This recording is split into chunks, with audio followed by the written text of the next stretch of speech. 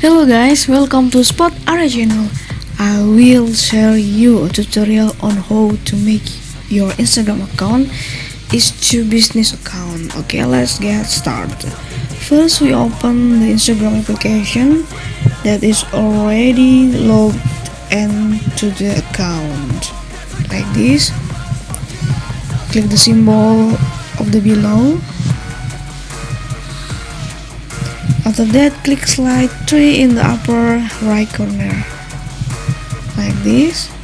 Click setting and click account. After that, scroll down until you find the switch to professional account. Switch to professional account and then look like this. Click edit below and you will choose what professional to include.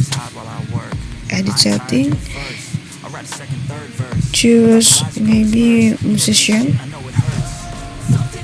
and then at the top of the tree is a choice on display on profile or not. Otherwise, just leave it gray out if you don't want. If you want to include the slide until this turns. And let's go back to profile and don't forget to click done. Just wait a minute. Okay, you can click the business and next. After that, you click the number, telephone and the address. Next, skip.